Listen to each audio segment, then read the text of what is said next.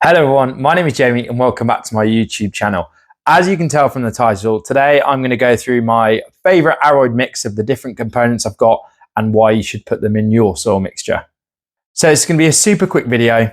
I don't think it's that complicated to make an aroid mix or even just a plant mix in general. A lot of people, when they buy a soil mixture from like a garden centre or online, it's just a ready-made, a lot of the time it's very condensed. And that can lead to a lot of problems. The main reason why people kill their plants is because of root rot, and that's because of overwatering, but also poor drainage in the soil. What this is going to do is going to help you create your own mixture, and it's also going to hopefully prevent your plants from getting root rot.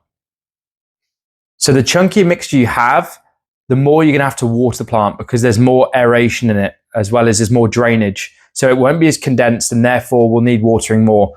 The more condensed it is, it could take few weeks longer for it to finally dry out, just because there's not as much chunky mixtures like pumice and perlite in there. It's just soil mixture. So with all these ingredients, I will put a link in the description of where I bought them. Most of the time it tends to be Amazon, how much kind of how much they cost, and then yeah, you can just add more or less as you wish. First ingredient is CoCo Coir. So this is probably the base ingredient. I buy these in blocks of 6. They're about £20–25 or $35 for the blocks. All you do is break that up and then you'd put that in water, and then you'd find that's going to expand a lot more. But that is going to be the base of the soil mixture. So it's just in a block like so. I just break that up. You don't have to buy it in a block, but quite a lot of the time it does. So just literally just break the blocks up into small chunks.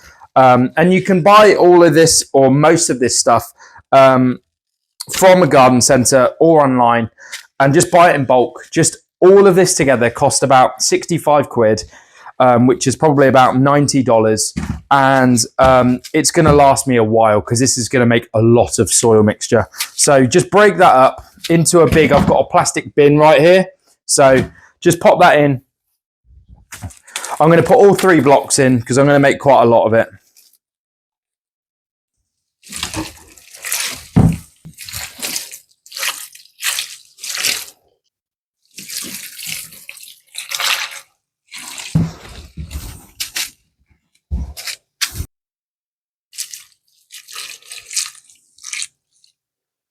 It should leave a pretty kind of quite thick consistency.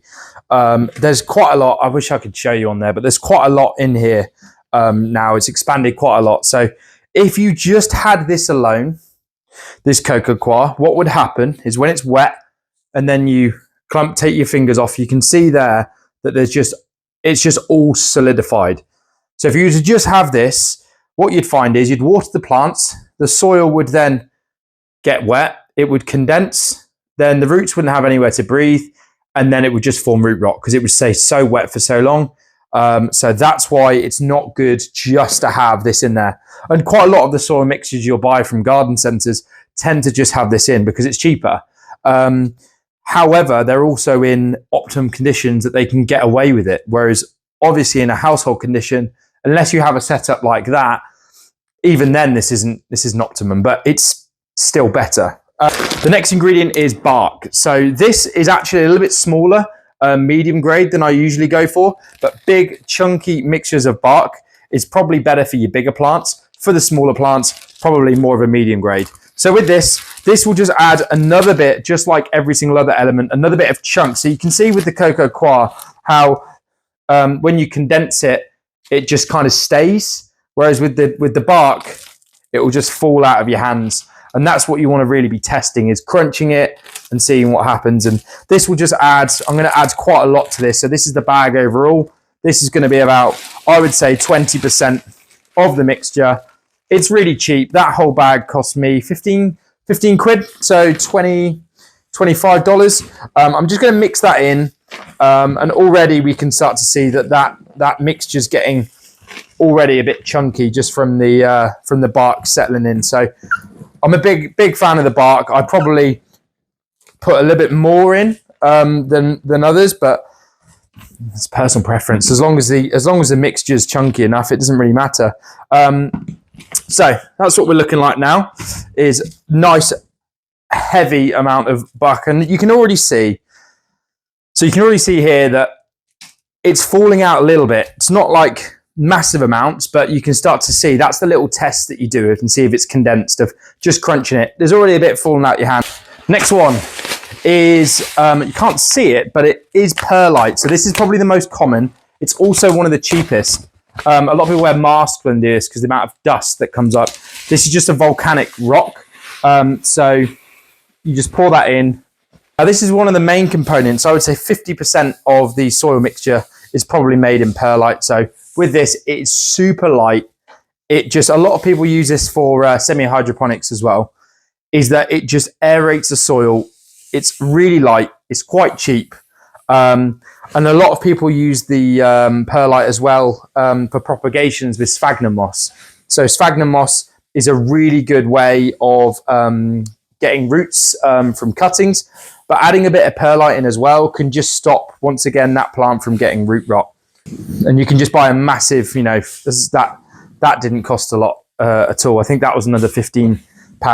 So start to mix that all in. And I make this probably once every 3 to 4 months. And if you buy a bag in the garden centre, it's so much more expensive. Even though there's less components in, just buying all the components individually at mass bulk, mass buying, and then just making your own. And then we can start to see, after mixing that in, I like to do it with my hands instead of, you might as well, part of the fun, isn't it? So just going to squeeze your hand, and we're starting to see it's coming out a little bit more. It's getting a little bit chunkier each time. So squeeze in, falling out.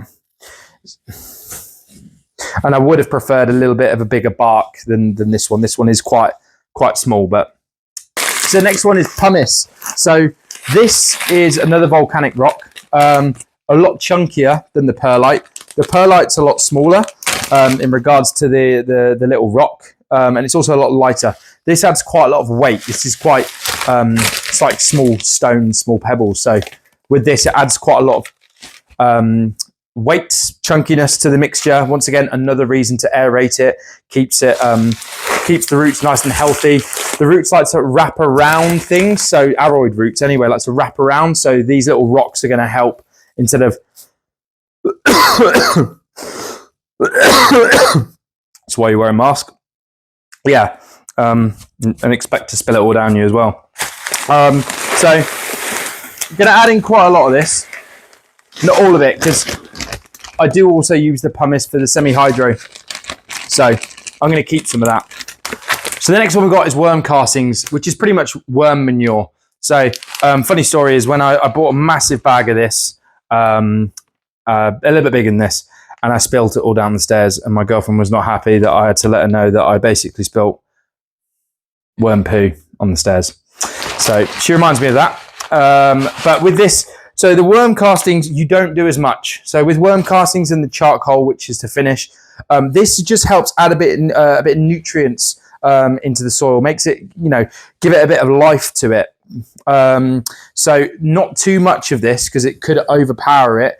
But I would say about 5 to 10% of the mixture should be worm castings. So in it goes, give it a good mixture again.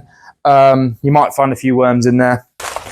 The last one we got is charcoal. So charcoal is quite good because it can help reduce root rot. People say that it's quite a good little anti-fungal agent to just stop fungus and rot being produced. I got some chunky bits. You can get it a lot thinner than this, but once again, another 5% of charcoal just in there.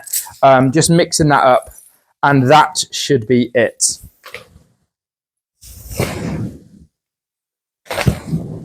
So that is the mixture at the end of it. I ordered it all yesterday midday on Amazon, got it all delivered. It's now 5 p.m.